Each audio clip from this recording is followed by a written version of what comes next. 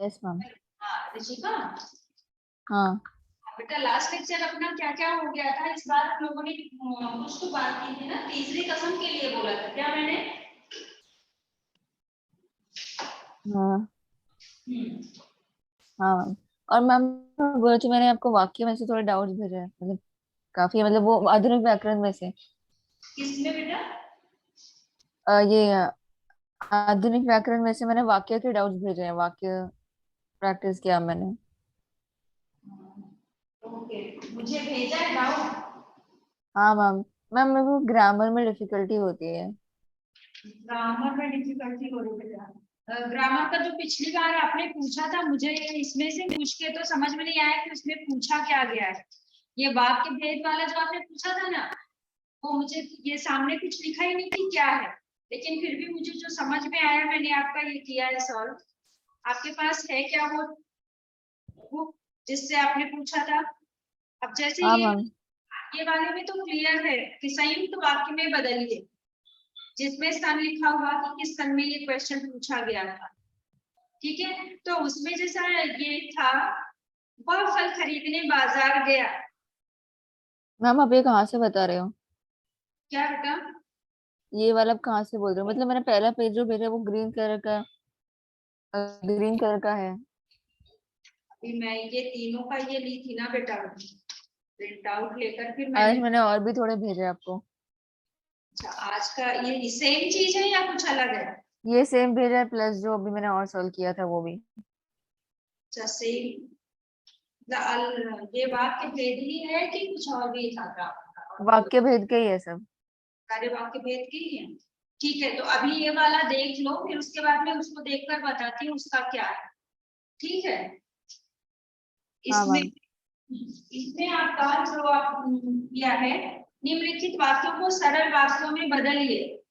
ठीक है।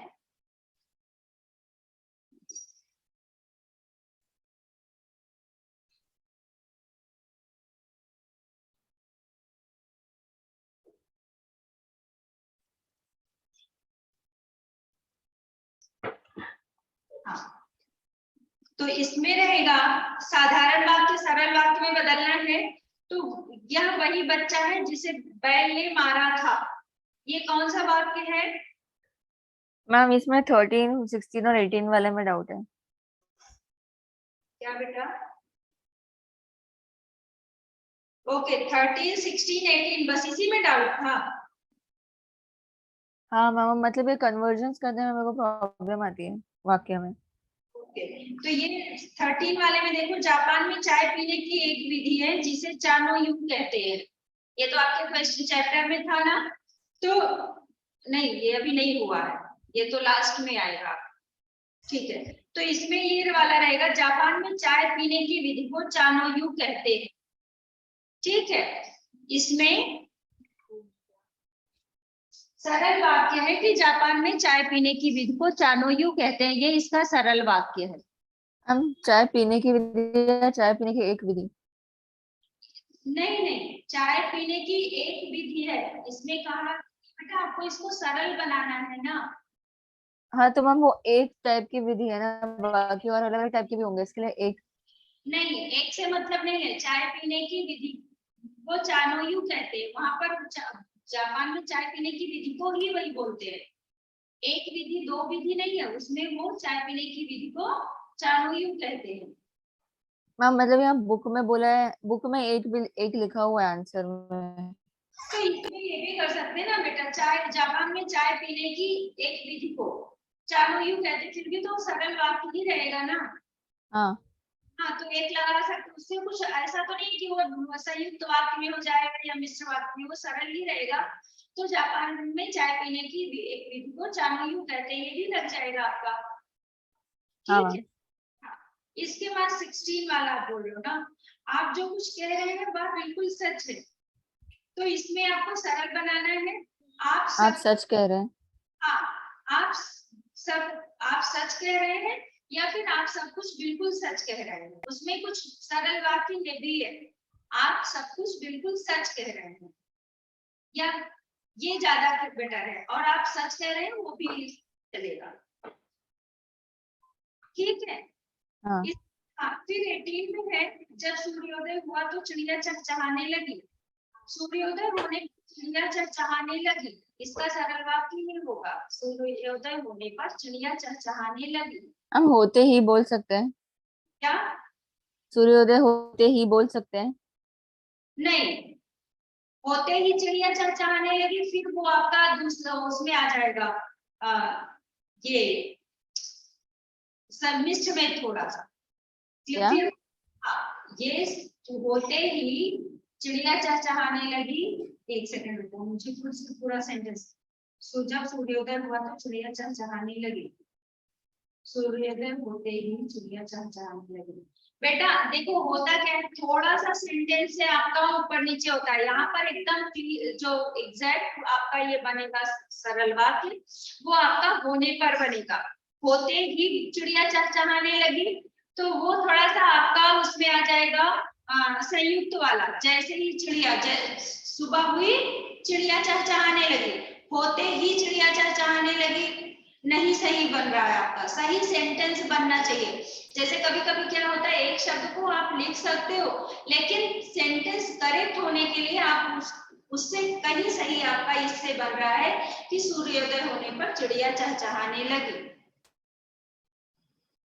अगर वो लिखोगे तो गलत नहीं है, लेकिन ये बिल्कुल करेक्ट से आपका ये सेंटेंस रहेगा। होते ही संयुक्त जैसा क्यों लग रहा है, मुझे समझ में नहीं आया। सूर्योदय होते ही चिड़िया चहचहाने लगी। देखो मैंने क्या बोला, करेक्ट वो भी है लेकिन ज्यादा सही सेंटेंस आपका ये बन रहा है। करेक्ट वो भी है लेकिन देखो वो सेंटेंस आपका उसमें होता है ना, कहाँ पर सेम वर्ड वो बनाने के सेंटेंस को करेक्ट करने के लिए एक ही शब्द का दूसरा, जैसे पर्यायवाची शब्द का भी प्रयोग करते हैं। तो इसमें ये ज्यादा आपको आप खुद लिख कर देखो कि सूर्योदय होते ही चिड़िया चहचहाने लगी या सूर्योदय होने पर चिड़िया अटेंडेंस शीट में आई। वो ऑनलाइन में आदित्य आया है। आदित्य है। आदित्य है कि वो है, देखिए एक सेकंड मुझे आदित्य नहीं है, ये अक्षत है। ओके, अक्षत और ऋषिका। ऋषिका तो नहीं है ना? हाँ, अक्षत और ऋषिका है। ठीक है, तो वो आपका वो भी करेक्ट है लेकिन ज्यादा सही ये वाला सेंटेंस है। ऋषिका क्लियर? हाँ मैम। इसके बाद आपका अच्छा, ये जिसमें सर्कल किया था वही आपको पूछना था, मुझे लगा पूरा पूछना है।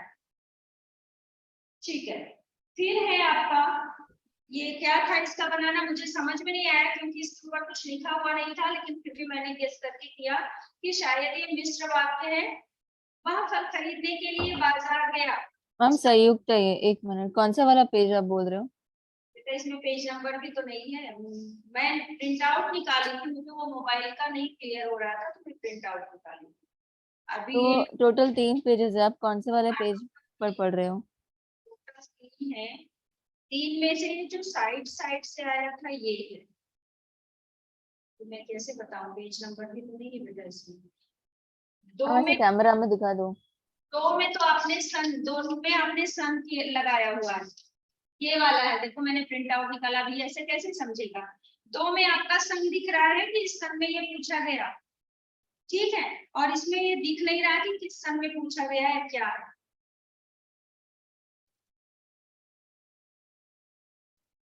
ग्रीन कलर है क्या पीछे? ये देखो ना बच्चे, ऐसा आपको दिखेगा, समझेगा नहीं, समझेगा ना। नहीं,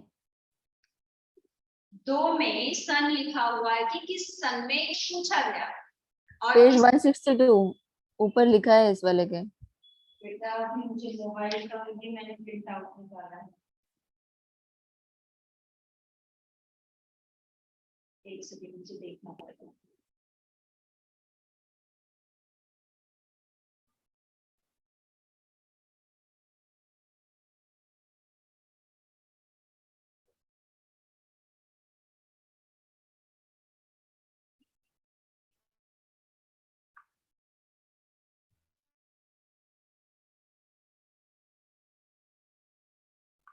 हाँ मैम, आपने मैसेज तुरंत इसमें फर्स्ट वाला वो ग्रीन वाला पेज है ना? एक सेकंड बेटा, हाँ फर्स्ट वाला ही है शायद, हाँ फर्स्ट वाला। हाँ मैम, तो इसमें ये इसको मिश्र में कन्वर्ट करना है मैम। ये तो पूरा ही बता दो मैम, ये समझता ही नहीं है मिश्र में कैसे करूँ। इस समय करना है ना। हाँ, हाँ इसमें जिसमें आपने ये टिक लगाया, मैं वही सर्कल किया, तो मैं बताती हूँ। इसमें है पहला वाला था, वह फल खरीदने के लिए बाजार गया। इसका बनेगा चूंकि उसे फल खरीदने थे इसलिए बाजार गया। ठीक है। मैम, उसके चूंकि पहले भी है वो, सरकारें चाह कर भी वहां से है। इसमें बहुत सारे सर्कल किए हैं मैंने। 5 6 7 8 10 13 17। एक सेकंड, कौन सा बोल रहा हूँ। आपने सीधा 7th वाला पढ़ा, ऊपर 5 6 छूट गया। ये क्लियर भी नहीं आया ना बेटा। इसका जो दूसरा वाला पेज आप बोल रहे हो, 13 17 इसी का बोल रही हो ना। हाँ, इस पे 5 6 7 8 10 13 17 ये सर्कल किए हुए हैं। हाँ, 7 में 7 का ही मैं बता रही थी ना, 7 8 10 13 17, यही ना। 5th और 6th भी है। सरकारें चाहकर भी भ्रष्टाचार नहीं मिटा सकती, वहां से।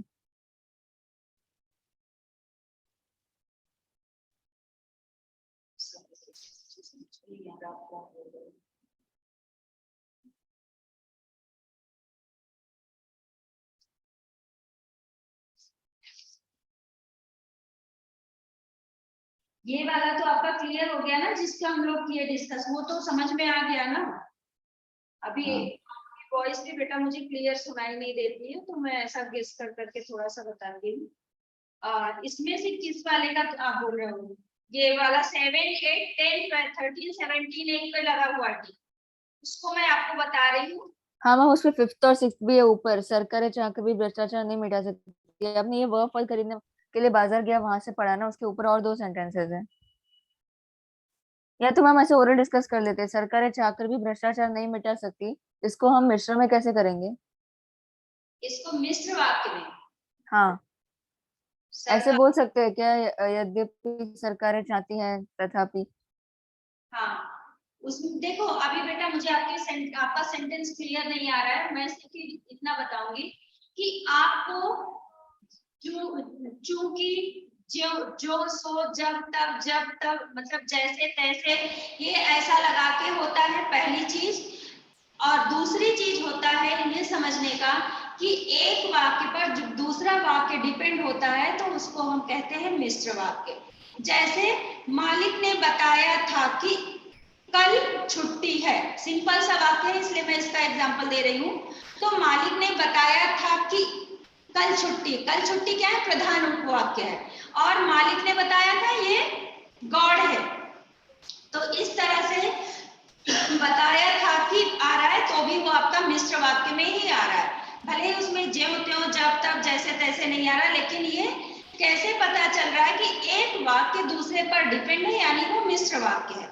अभी आपका सेंटेंस क्या है वो मुझे क्लियर नहीं आ रहा है, तो आप वो एक बार करके देखो कि किस तरह से आपका वो सेंटेंस बन रहा है। हेलो। हाँ अभी बोलो, हाँ ऋषिका बोलो। यस मैम, अभी आवाज आ रही है क्लियर। हाँ अभी बताओ। हाँ मैम, जो सेंटेंस था, सरकारें चाहकर भी भ्रष्टाचार नहीं मिटा सकती। एक मिनट। सरकारी, सरकारें सरकारें, ओके सरकारें चाह कर भी, चाहकर भी सरकारें चाह कर भी भ्रष्टाचार, भ्रष्टाचार नहीं मिटा सकती, हाँ नहीं मिटा सकते, सरकारें नहीं मिटा सकती, ओके, नहीं हाँ मिटा सकती, सरकारें चाह कर भी भ्रष्टाचार नहीं मिटा सकती।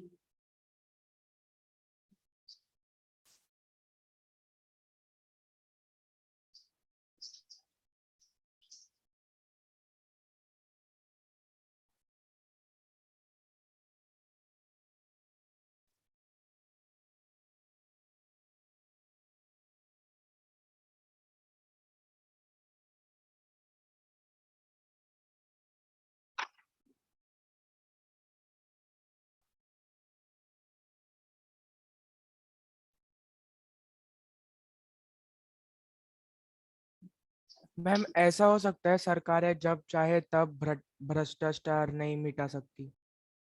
नहीं बेटा, सरकार जब चाहे तब भ्रष्टाचार नहीं मिटा सकती बेटा, सेंटेंस ही उसका क्लियर नहीं होगा ना।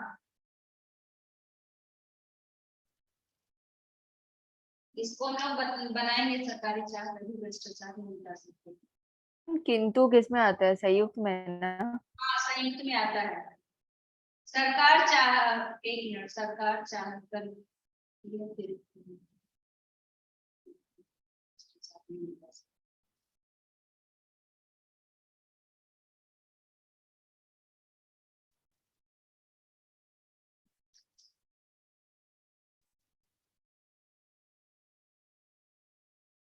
जय सरकार,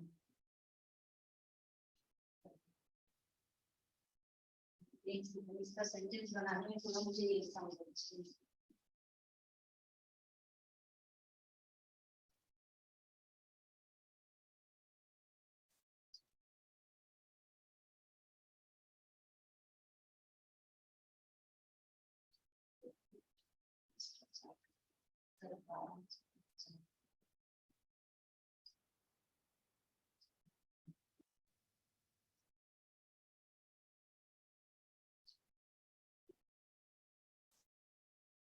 आपका आइडिया लगाओ थोड़ा, कुछ समझ में आ रहे हैं?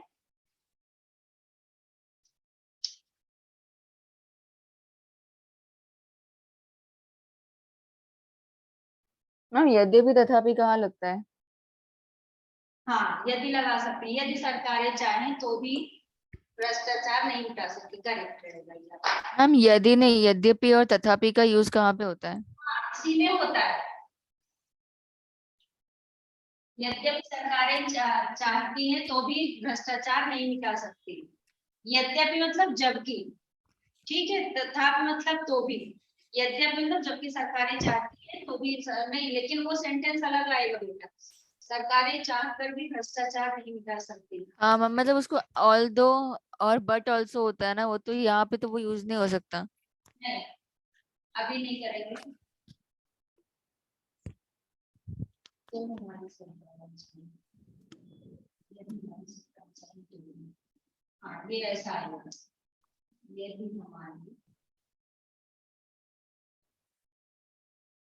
यदि सरकारें चाहें तो भी, यदि हमारी सरकारें या यदि सरकारें। मैम ग्रामर का पूरा पोर्शन एमसीक्यूज आने वाला है क्या बोर्ड में?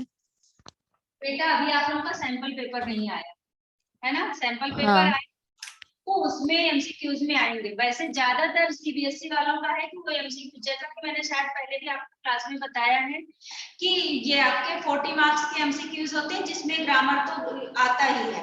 मतलब 21 वाला जो बैच था उसमें ग्रामर वो एमसीक्यूज में ही आया था। 22 वाला जो अभी ये वाला बैच था, टर्म 1 टर्म 2 वाला, उसमें उन लोगों का टर्म 1 में ग्रामर का पूरा आया था, टर्म 2 में आपका राइटिंग स्किल और टेक्स्ट बुक के क्वेश्चन आंसर आए थे। तो अभी ज्यादा उम्मीद है कि आप लोगों का एमसीक्यूज में ही आएगा ये, ठीक है। यदि सरकारें चाहें तो भी, तो मैम उसमें ऐसे फॉर्म करने नहीं बैठना पड़ता ना, सीधा सामने आंसर होता है, जो सही लगे उसको टिक कर दूं। हाँ, भ्रष्टाचार बेटा, हाँ ये आपका ऐसा आएगा, यदि सरकारें चाहें तो भी भ्रष्टाचार नहीं मिटा सकती, आपका ये ऐसा आएगा, ऐसा ठीक भी है। बोल सकते हैं कि भले ही सरकार चाहती है नहीं, किंतु। उतना नहीं आएगा। यदि सरकारें चाहें तो भी भ्रष्टाचार नहीं मिटा सकती, ये आपका करेक्ट रहेगा, नहीं मिटा सकती, ये आपका करेक्ट रहेगा। यदि सरकारें चाहें तो भी भ्रष्टाचार नहीं मिटा तो सकती। मैम ये आइडिया कैसे आया आपको? मतलब ऐसे बनेगा, वो समझ में नहीं आता है कैसे बनाना है। देखो बेटा, उसमें सेंटेंस, अभी जैसे मैंने इतनी चीजें सोची, जबकि तबकि ज्यों त्यों जैसे तैसे, ये सारा कुछ किया, लेकिन वो सेंटेंस में करेक्ट नहीं सेट हो रहा था। तो ये हाँ। करने के लिए मुझे समझना पड़ा कि सेंटेंस में क्या लगाएंगे। वो सारे दिए हैं ना, ज्यों त्यों, जब तब, जैसे तैसे, हाँ। चूं, मतलब ये सारे, जब सारा कुछ लगाने के बाद मुझे लगा कि वो सेंटेंस करेक्ट नहीं होगा, इसमें सेंटेंस फॉर्मेशन आपको आना चाहिए कि सेंटेंस कैसा लिखा जाता है तो करेक्ट होता है। और हाँ। ये ध्यान रखते करते हुए ग्रामर का कि मिश्र वाक्य में कैसे आपको पता चलेगा मिश्र वाक्य है।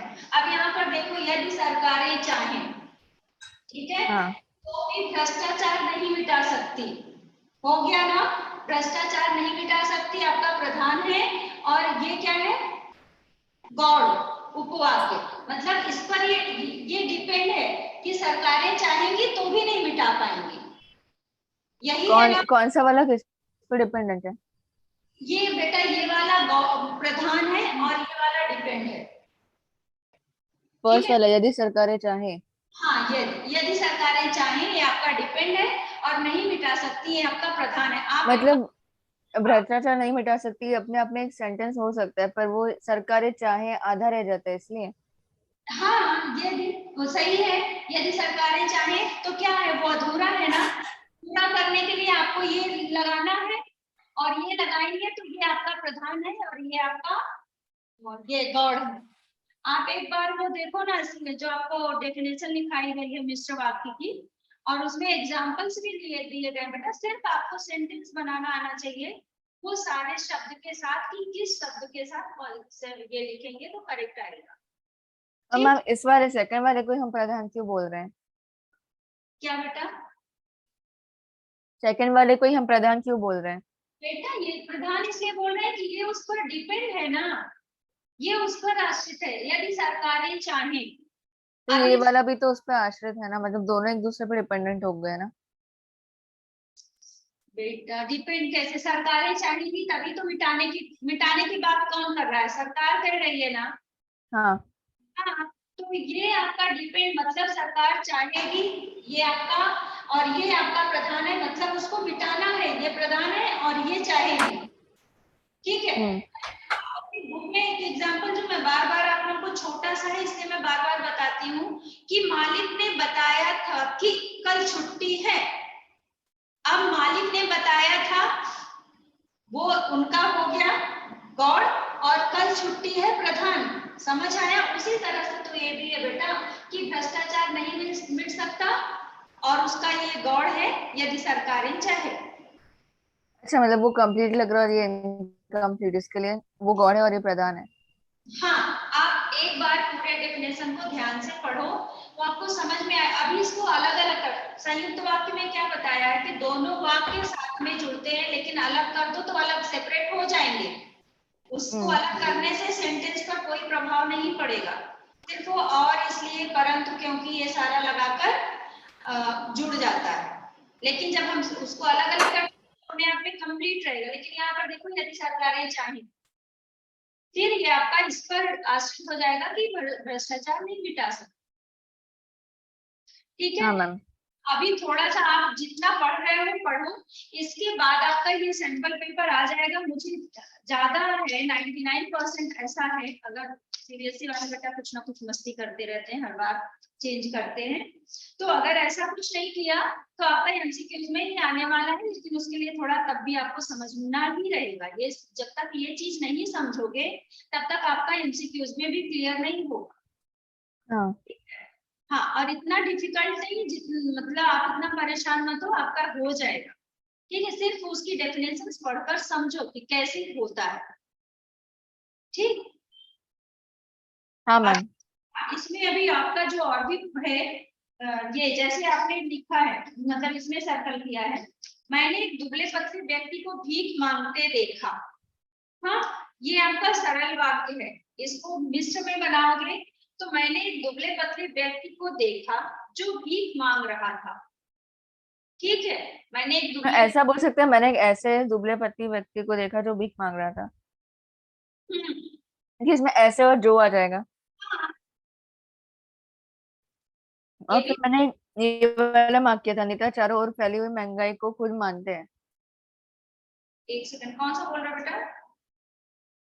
मैम वो अच्छा, सिक्स्थ वाला है जो आपको दिख नहीं रहा है शायद उस वाले में, नेता चारों ओर फैली हुई महंगाई को खुद मानते हैं।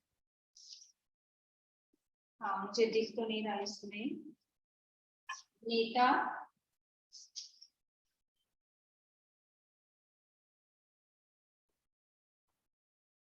इसका आप क्या बता रहे हैं वो बताओ मुझे, इसमें दिख नहीं रहा बेटा कुछ। नेता चारों ओर फैली महंगाई को खुद मानते हैं, इसको मिश्र में करना है। नेता चारों ओर फैली महंगाई को खुद मानते हैं। खुद मानते हैं, हम्म। और इसको किस में बदलना है? मिश्र। मिश्र। ओके। नेता चारों फैली महंगाई को खुद मानते हैं। हाँ।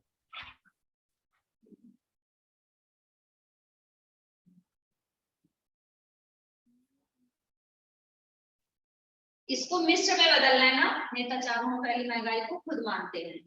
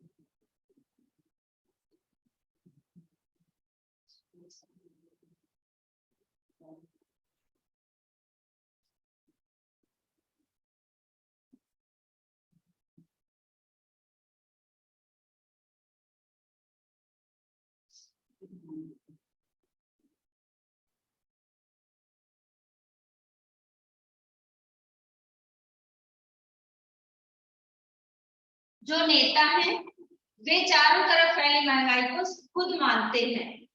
जो नेता है आपका ये हो गया, वे चारों तरफ फैली महंगाई को खुद मानते हैं। जो वे या वो भी कर सकते हो आप यहाँ पर। जो नेता है वो चारों तरफ फैली महंगाई को खुद मानते हैं। ठीक है, हाँ मैम। इस तरह से बनेगा बेटा ये। मैम जो नेता है, मतलब जो भी नेता है वो चारों ओर फैली हुई महंगाई को मान रहे हैं वैसे। हाँ यस, जो नेता है वो खुद मान रहा है, मतलब ये कि वो मान रहे हैं। यहाँ पर ये है मिल आपका प्रधान और नेता हाँ। है इस तरह से। जो नेता है वो चारों तरफ फैली महंगाई को खुद मानते हैं। Okay ma'am. इस तरह से आपका ये रहेगा। ठीक है, अब चलिए, क्लियर सारे डाउट्स? इसमें एक तो और इनको मैं देखती हूँ, क्या डिस्कस करके हाँ, फिर वो जो आप यहाँ से भी बोल रहे थे ना, वह फल खरीदने के लिए बाजार गया, वहां से आपको दिख रहा है ना पेपर में? हाँ हाँ, तो ये वो है। हाँ। इसके बाद ये वाला था, हाँ इसमें आप जो कुछ कह रहे हैं वो बिल्कुल सच है। ओके, ये हो गया। जब सूर्योदय हुआ तो चिड़िया चहचहाने लगी।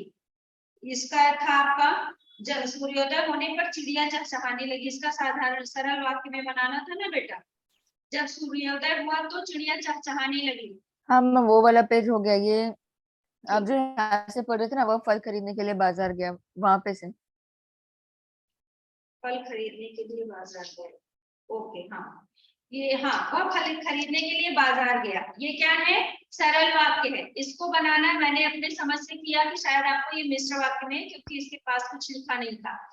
तो चूंकि उसे फल खरीदने थे इसलिए वह बाजार गया। ठीक है, हाँ। इसे फल खरीदने थे इसलिए वह बाजार गया। ओके। हाँ। फिर है आपका, तुम क्या है? तुम वहां क्या, तुम बस तुम बस रुकने के स्थान पर। के स्थान पर चले जाओ। इसका होगा तुम वहां चले जाओ जहां बस रुकती है। ठीक हम है, ऐसा बोल सकते हैं, जिस स्थान पर बस अ, रुकती है, तुम उस स्थान पर चले जाओ। बेटा देखो, थोड़ा सा सेंटेंस जैसा दिया है उसी तरह से करने की कोशिश करेंगे। अगर वैसा सेंटेंस नहीं बनता तब थोड़ा इधर उधर करेंगे। अब यहाँ पर जब बन जाएगा कि तुम वहां चले जाओ जहां बस रुकती है, तो इतना आपको इधर उधर करने की जरूरत नहीं है। तो ठीक, ऐसा भी बोल सकते हैं, तुम उस स्थान पर चले जाओ जहां बस रुकती है। हाँ यस, तुम उस स्थान पर चले जाओ जहाँ बस रुकती है। करेक्ट। Okay ma'am. ठीक है, फिर इसके बाद है अध्यापक अपने शिष्यों को अच्छा बनाना चाहता है। अब इसको कैसे करेंगे? यहाँ पर सिंपल, ये तो साधारण वाक्य है, अब इसको हमें बनाना है मिश्र वाक्य में। तो अध्यापक चाहता है कि, अब यहाँ पर देखो सिंपल सा कि आया है, लेकिन हाँ। आपके सेंटेंस से पता चल रहा है कि एक वाक्य दूसरे पर आश्रित है, डिपेंड है। अध्यापक चाहता है कि उसके शिष्य अच्छे बने। समझ में आया? हाँ। यहाँ ज्यों त्यों जैसे तैसे जब तक कुछ नहीं लगा, लेकिन फिर भी ये समझ में आ रहा है कि एक वाक्य दूसरे पर आश्रित है। ओके, तो यहाँ पर ये हो जाएगा अध्यापक चाहता है कि उसके शिष्य अच्छे बने। ठीक, फिर आपका है टोपी वाला बाबू कहाँ गया। साधारण सिंपल सा है, पता चल रहा है। तो इसका क्या बनेगा मिश्र वाक्य में?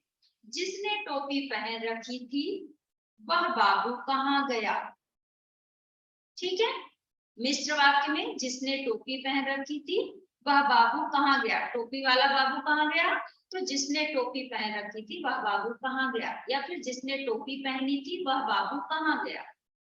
ओके, हाँ मैम, इस पेज के भी क्लियर हो गए मैम। अभी सिर्फ लास्ट पेज जो बचा है वो इसमें संयुक्त में कन्वर्ट करना है। हाँ कौन सा? वो जो जो 2 पेज हो गए उसको छोड़ दो, जो लास्ट वाला बचता है वो। अच्छा, ये इसमें एक आपने और सर्कल किया है, मैंने एक दुबले पतले व्यक्ति को भीख मांगते हुए देखा। अच्छा, ये हो गया क्या? अभी नहीं हुआ था ना। इसका ये बनेगा, मैंने एक दुबले पतले व्यक्ति को देखा जो भीख मांग रहा था। मैंने एक दुबले पतले व्यक्ति को देखा जो भीख मांग रहा था। इसमें ऐसे और जो भी डाल सकते हैं ना। मैंने एक ऐसे दुबले पतले व्यक्ति को देखा। हाँ, हाँ ठीक है मैम। इसके बाद कौन सा आपका संयुक्त वाक्य बोल रहे हो ना? हाँ संयुक्त वाला, ये वाला सेंटेंस है ना, गायें और बकरियां भी घास खा रही हैं, वो वाला। ओके, हाँ, गाय और बकरियां भी घास खा रही हैं।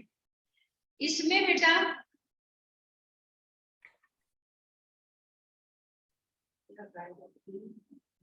यह गाय कौमा बकरी है और घास खा रही है। ठीक है, यह गाय कौमा बकरी है, जो गाय और बकरी के बीच में और लगा है ना, तो आप वहां से वो और हटाकर यह गाय बकरी है कौमा लगाकर और घास खा रही है। समझ में आया? मैम संयुक्त हम और तथा और कौन से वाले? और इसलिए तथा परंतु। ठीक है, और इसलिए तथा परंतु। हाँ वो लिखा है बेटा, आपके डेफिनेशन में लिखाया गया है। हाँ मैम, गायें और बकरियां 2 संज्ञा है, इसके लिए उसको हम संयुक्त नहीं बोलेंगे ना, पहले क्रियाओं के बीच में और होता है तो संयुक्त बोलते हैं ना। यस, गाय और बकरियों के बीच में और का कोई मतलब नहीं है। तो यहाँ पर आपको जो 2 सेंटेंस के बीच में 2 सेंटेंस को जोड़ने के लिए जो ये योजक शब्द आते हैं उनको हम संयुक्त वाक्य बोलते हैं। 2 संज्ञा के बीच में वो नहीं होता, 2 सेंटेंस को जोड़ने में जो हम योजक शब्द प्रयोग करते हैं वो हमारा संयुक्त वाक्य कहलाता है। ठीक है, तो जैसे यहाँ पर हो गया गाय बकरियां, ये गाय बकरियां हैं और घास खाती हैं, बस। ठीक, फिर इसके बाद आपने सर्कल किया है, मैंने एक बहुत बीमार व्यक्ति को देखा। तो यहाँ इसका होगा, मैंने एक व्यक्ति देखा और वह बहुत बीमार था। ठीक है, मैंने एक व्यक्ति देखा और वह बहुत बीमार था, इसका ये रहेगा। फिर है बालक रो रो कर चुप हो गया। अब इसका बनेगा बालक रोया और चुप हो गया। ठीक है, बालक रोया और चुप हो गया। Yes ma'am. मैम इसका आपने क्या बोला? मैंने एक व्यक्ति देखा और मैंने एक व्यक्ति देखा और वह बहुत बीमार था। और वो बीमार था। Okay ma'am. इसके बाद ये वाला 19 वाले पे टिक लगाया आपने। बेटा हाँ। अक्षर थोड़ा सा ध्यान दे दो, अगर लिखना है इसमें से कुछ तो आप लिख लो, आप भी ध्यान देते रहिए। Yes.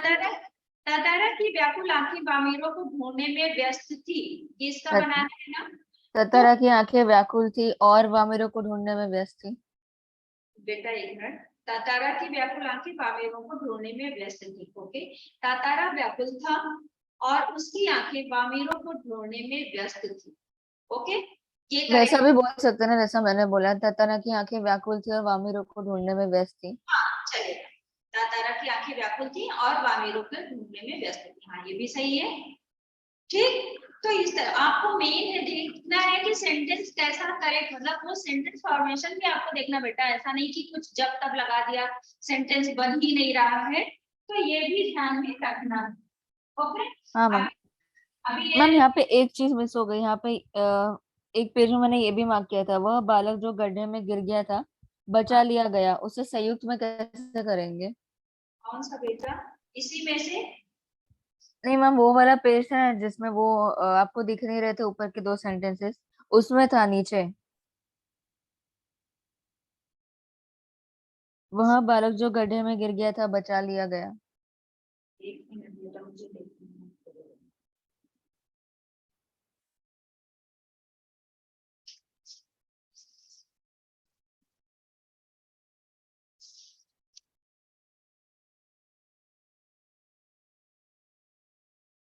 वह क्या बोल रहे हो बेटा, वह? वह बालक हम्म। जो गड्ढे में गिर गया था बचा लिया गया, इसको संयुक्त में करना है।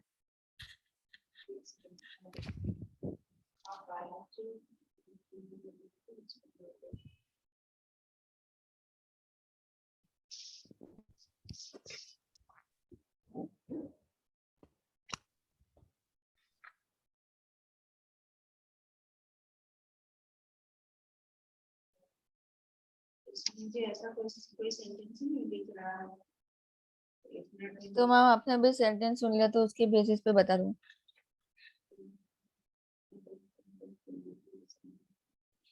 मुझे यहाँ पर एक ये मिल रहा है, वह व्यक्ति बीमार था जिसे आज मैंने देखा। वह ये वाला तो आ रहा है। मैम मतलब जो पेज था ना जिसमें आपको ऊपर के दो सेंटेंस नहीं दिख रहे थे, उसी पेज का है ये। नीचे 10 क्वेश्चन का 5th और 6th पार्ट मैंने मार्क किया था, तो वो छूट गया था, और हम नेक्स्ट पेज पे चलेंगे।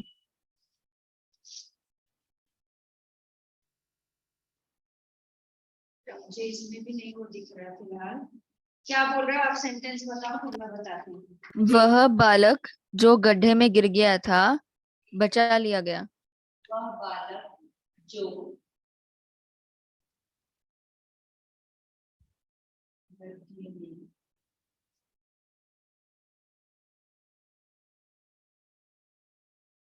गिर गया था बचा लिया गया। बचा लिया गया। ठीक है?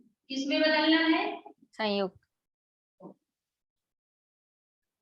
बेटा ये तो बहुत ही आसान है, वह बालक गड्ढे में गिर गया था और उसे बचा लिया गया। Okay ma'am. हाँ, वह बालक गड्ढे में गिर गया था और गिर गया था और उसे बचा लिया गया। तो एक यहाँ ये अलग अलग हो गया ना, वह बालक गड्ढे में गिर गया था और हटा देंगे तो बचा लिया गया, बस हो गया। ठीक है, वह बचा हाँ लिया मैम। गया। हाँ, इस तरह से इसको सिंपल सा है, और लगाकर और जोड़। वह बालक जो गड्ढे में गिर गया था और वह बचा लिया हम गया। अगर मिश्र रहते तो कैसे करते? चूंकि वह बालक गड्ढे में गिर गया था इसलिए बचा लिया गया। मैम ये तो ऑलरेडी मिश्रा है ना, वह बालक जो गड्ढे में गिर गया था बचा लिया गया। वह बालक जो गड्ढे में गिर गया वह था। और जो, तो ये तो पहले ही मिश्रा है। हाँ, क्या बोला था आपका सेंटेंस, क्या था? वह बालक जो गड्ढे में गिर गया था बचा लिया गया। हाँ ये मिश्रा ही है ना, वह और जो है इसमें। वह बालक जो गड्ढे में गिर गया था बचा, नहीं बेटा, जो कहाँ लगाया? यही तो बोल रहे हैं कि वह बालक जो गड्ढे में गिर गया था बचा लिया गया। हाँ तो ये मिश्रा ही होगा ना। तो गड्ढे में गिर गया था, नहीं तो इसको हाँ मिश्रित बालक जो, वह बालक जो गड्ढे में गिर गया था वह बचा लिया गया। नहीं बेटा, ये मिश्र नहीं है। वह तो क्या है बालक फिर? गिर गया था वह बचा लिया गया या उसको बचा लिया गया। वो जो बताया जा रहा है ना कि जो गड्ढे में गिरा था, ये थोड़ी ना बताया जा रहा कि वो मतलब उसको बाद में बचाया जा। वो तो बताया गया ना कि जो बच्चा गिरा था, ठीक है, वह बच्चा जो गिरा था, ठीक, उसको बचा लिया गया। तो उसको बचा लिया गया वो आपका मिश्र वाक्य में आएगा। मैम तो ये क्या है फिर, ये सरल है। क्या? यही वाला वाक्य, ये सरल तो नहीं हो सकता। वह बालक जो गड्ढे में गिर गया था बचा लिया गया, ये साधारण वाक्य। मैम समझा नहीं, ये साधारण कैसे हो सकता है? मतलब साधारण में तो गड्ढे में गिरा बालक बचा लिया गया था, ऐसा बोलेंगे ना ये। वह ऐसे बालक कैसे? जो गड्ढे में गिरा बचा लिया गया, गड्ढे में गिरा बालक बचा लिया गया। मैम इसलिए ये बहुत कंफ्यूजिंग लगता है। इतना इतना ज्यादा सोचोगे तो कंफ्यूजन क्रिएट करेगा, इतना नहीं, सिंपल सा उसका डेफिनेशन पढ़ो और फिर समझो, प्रैक्टिस करोगे तो समझ में आएगा। वह बालक जो गड्ढे में गिरा था, बेटा वो उसकी पहचान है, उसे बचा लिया गया, ये आपका मिश्र वाक्य में आएगा, वो आपका साधारण वाक्य में ही आएगा। ठीक है, उसे बचा लिया गया तो आपका वो प्रधान में हुआ कि जो गिरा था वो बचा लिया गया। मैम ये एक दूसरे पे आश्रित भी तो होंगे ना। गड्ढे, वह बालक जो गड्ढे में गिर गया था बचा लिया गया, तो हाँ ये पहला वाला सेंटेंस, वह बालक जो गड्ढे में गिर गया था वो बचा लिया गया पे ये है, डिपेंडेंट है। रहेगा, ये साधारण ही रहेगा। वह बालक जो गड्ढे में गिरा था बचा लिया गया, उसे बचा लिया गया तो आपका मिश्र हो जाएगा। समझ में आया? अब जैसे आपका एक है इसमें से कि कौन सा था,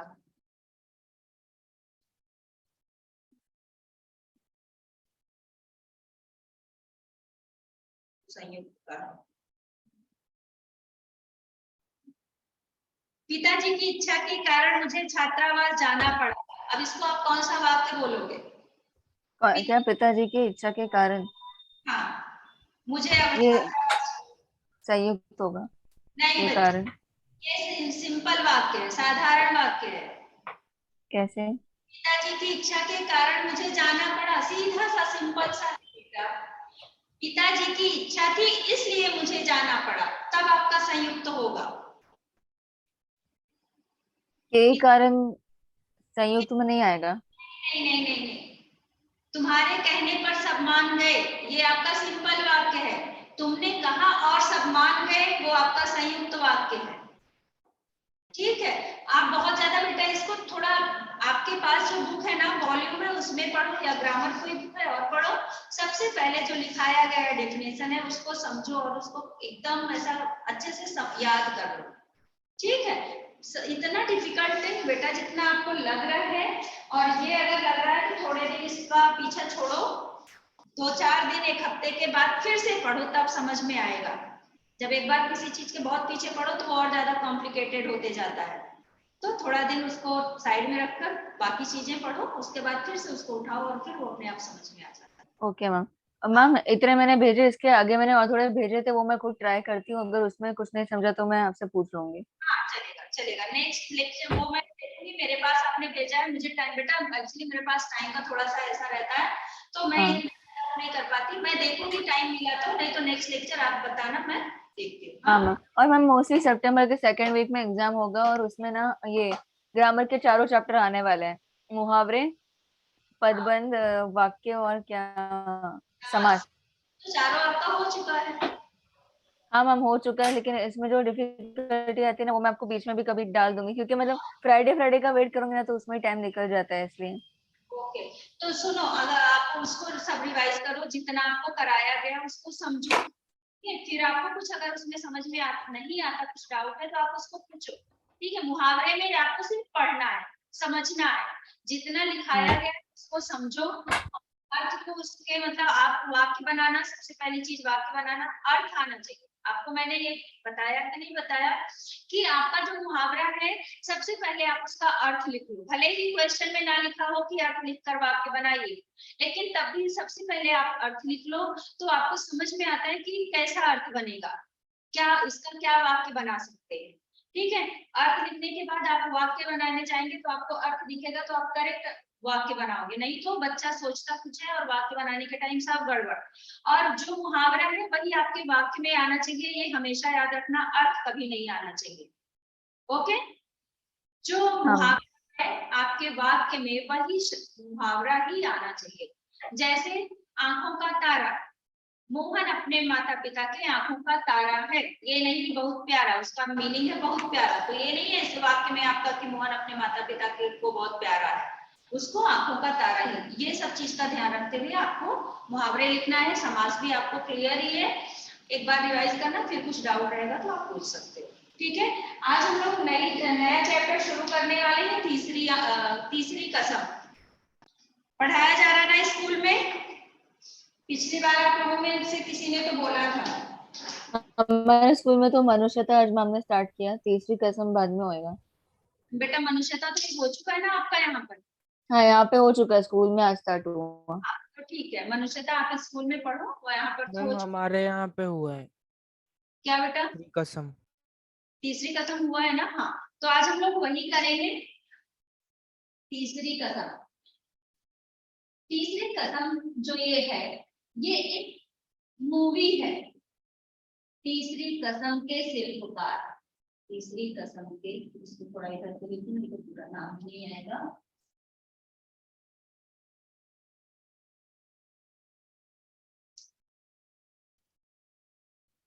तीसरी कसम के शिल्पकार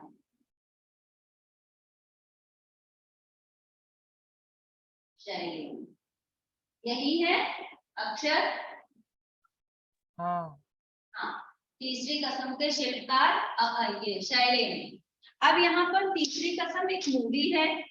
यहाँ पर आपके चैप्टर में ये 4-5 साल से नहीं आ रहा था, सिलेबस में नहीं था, इस बार फिर से पता नहीं कैसे आ गया है। वो वॉल्यूम कब आएगा कौन सा वॉल्यूम बेटा? जिसमें ये रहेगा? आपने बोला था बेटा आज। वॉल्यूम नहीं आएगा, वॉल्यूम का ये आपको सॉफ्ट कॉपी मिलेगी, या फिर आप यहाँ ब्रांच में तो आ नहीं रहे हो, नहीं तो मैं देखती हूँ, ट्राई करती हूँ यहाँ से आपको तुरंत दिलवा दूं, नहीं तो फिर आपको सॉफ्ट कॉपी आप लोगों को पीडीएफ बनाकर भेज दिया जाएगा। मैं देखती हूँ, बात करती हूँ, अभी तो सारे ब्रांचेज में नहीं हुआ है, मैं देखती हूँ। हाँ, तो इसमें क्या रहेगा, ये आपके चैप्टर में क्यों डाला गया कि ये जो मूवी है, इसके ये इनमें इसमें जिसने काम किया है वो है राज कपूर जी। राज कपूर का नाम सुना है आप लोगों ने? हाँ। हाँ, ये ऋषिका आपने सुना है राज कपूर का नाम? हाँ मैम, सुना है। मेरा नाम जोकर मूवी देखी है किसी ने? नहीं। श्री 420 देखा है? नहीं। ये ये बहुत सब पहले की मम्मी को मूवी है देखते बेटा, हुए बहुत सुना है पहले। पर देखा नहीं है। हाँ क्या?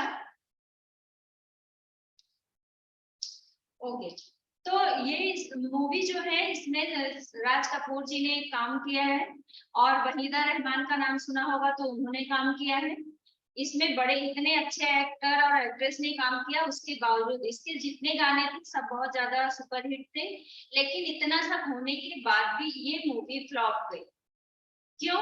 क्योंकि इसके जो लेखक थे, यानी वो कवि जो शैलेंद्र है, उन्होंने अपने कविता को कहानी के रूप में यानी पिक्चर के रूप में लाया, पर्दे पर लाया, और उसको वो किस तरह से, मतलब उसमें सच्चाई रियलिटी लाना चाहते थे कि जो हमारे जीवन की वास्तविकता है वही उन्होंने दिखाया, जो कि लोगों को पसंद नहीं आई और ये मूवी फ्लॉप हो गई।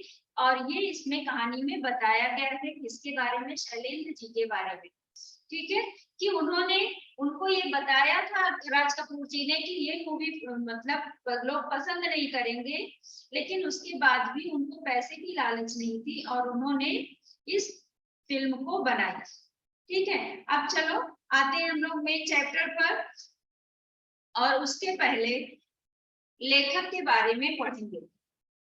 लेखक इस पाठ, हाँ बेटा आप लोगों का 5 मिनट का ब्रेक हुआ है? नहीं अभी तो नहीं हुआ, अच्छा वो दूसरी बेल होगी, दूसरी बजेगी। चलो, तो यहाँ पर ये इसके पाठ के लेखक जो है वो है प्रहलाद जी, और लिखा तो पाठ तो प्रहलाद ने लिखा है, लेकिन ये शैलेंद्र की जो कविता थी उस पर ही इन्होंने बताया है कि शैलेंद्र की कविता से वो मूवी बनी है। ठीक है, तो प्रहलाद के बारे में पढ़ेंगे। भारत की आजादी के साल, भारत कब आजाद हुआ था? 1947। हाँ 1947, 1947 में। भारत की आजादी के साल मध्य प्रदेश के जबलपुर शहर में जन्मे प्रहलाद अग्रवाल ने हिंदी से एमए तक शिक्षा हासिल की। इन्होंने किशोर वय से ही, किशोर वय मतलब क्या होता है? टीनेज। क्या बेटा?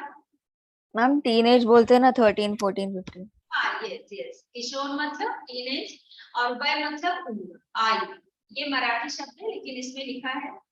तो किशोर वय से ही हिंदी फिल्मों के इतिहास और फिल्मकारों के जीवन और उनके अभिनय के बारे में विस्तार से जानने और उस पर चर्चा करने का शौक रहा। मतलब फिल्म के में जो अभिनय करते थे फिल्मकारों के, उनके बारे में बातचीत करना, उन पर चर्चा करना इनको अच्छा लगता था। इन दिनों सतना के शासकीय स्वशासी स्नातकोत्तर महाविद्यालय में प्राध्यापन कर रहे प्रहलाद अग्रवाल फिल्म क्षेत्र से जुड़े लोगों और फिल्मों पर बहुत कुछ लिख चुके हैं और आगे भी इसी क्षेत्र को अपने लेखन का विषय बनाए रखने के लिए कृत संकल्प है। मतलब आगे भी इसी क्षेत्र में यानी इसी के बारे में ये लिखना चाहते हैं। इनकी प्रमुख कृतियां हैं सातवां दशक, तानाशाह, मैं खुशबू, सुपरस्टार, राज कपूर, आधी हकीकत आधा फसाना, कवि शैलेश, जिंदगी की जीत में यकीन, प्यासा, चिर अतृप्त, गुरुदत्त, उत्ताल मधुमम, सुभाष घई की फिल्म कला, ओरे माची, विमल राय का सिनेमा। मतलब ये सारी इनकी रचनाएं।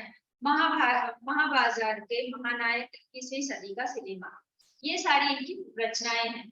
अब मेन हम लोग पार्ट में आते हैं।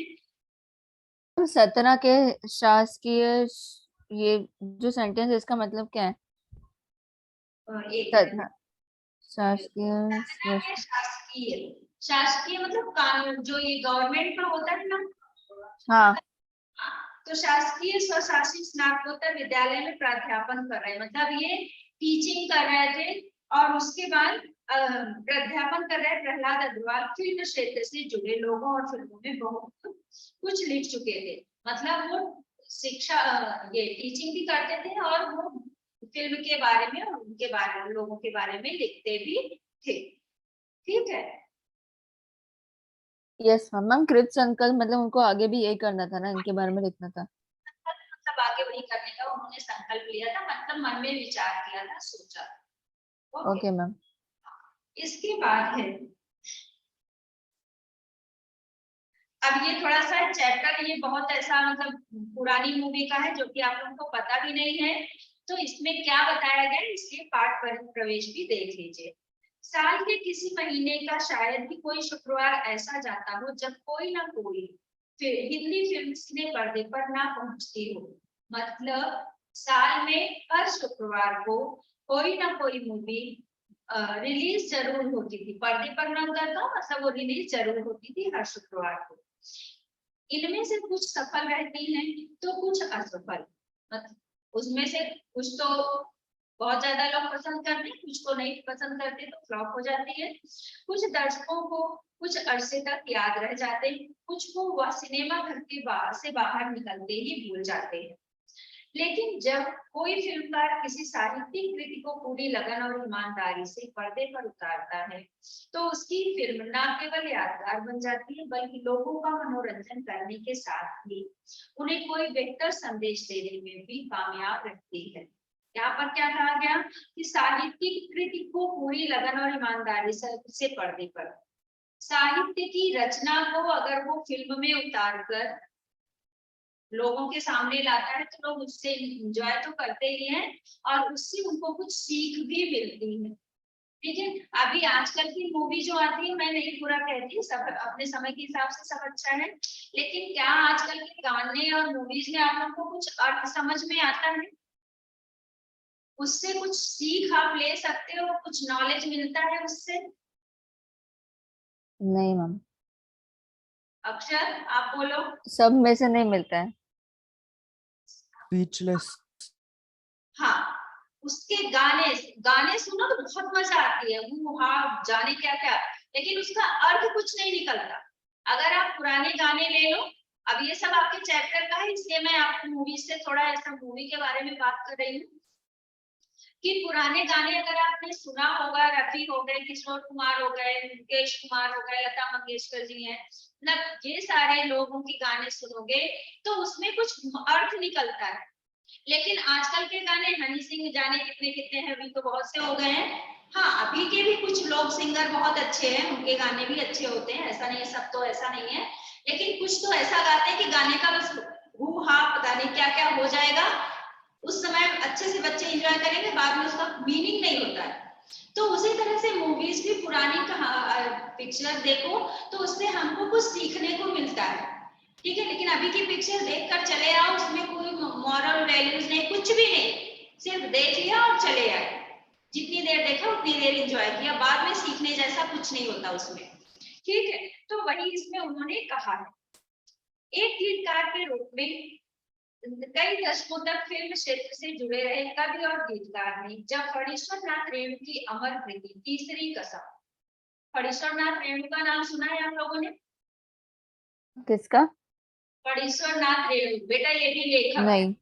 हाँ, ये भी लेखक है, ये थोड़ा बहुत पुरानी मूवी है बेटा, इसलिए जो है आप लोगों को इसका पता नहीं है।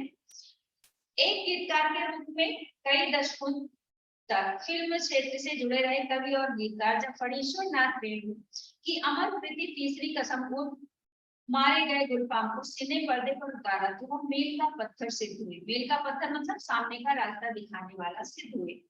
आज भी उसकी गणना हिंदी की कुछ अमर फिल्मों में की जाती है। इस फिल्म में ने न केवल अपने गीत संगीत कहानी की बदौलत शोहरत पाई, बल्कि इसमें अपने जमाने के सबसे बड़े शोमैन कौन थे? राज कपूर। राज कपूर ने अपने फिल्मी जीवन की सबसे बेहतरीन एक्टिंग करके सबको चमत्कृत कर दिया। फिल्म की हीरोइन वहीदा रहमान ने भी वैसा ही अभिनय किया, कर दिखाया जैसी उनसे उम्मीद थी, मतलब जैसा उनसे सोचा गया था ऐसा ही अभिनय उन्होंने भी किया। इस मायने में एक यादगार फिल्म होने के बावजूद, मतलब ये सब होने के बावजूद एक यादगार मूवी थी, बहुत अच्छी मूवी थी। इतना सब होने के बावजूद तीसरी कसम को आज इसलिए भी याद किया जाता है क्योंकि इस फिल्म के निर्माण ने यह भी उजागर कर दिया कि हिंदी फिल्म जगत में एक सार्थक और उद्देश्य परक फिल्म बनाना कितना कठिन और जोखिम है। यहाँ पर क्या कि एक उद्देश्य परक किसी चीज का, जिससे किसी मूवी से जिसका कुछ उद्देश्य हो, जिससे लोगों को कुछ सीख मिले, कुछ अच्छा उनको असर आए उन पर, ऐसी मूवी बनाना बहुत मुश्किल है। क्यों मुश्किल है?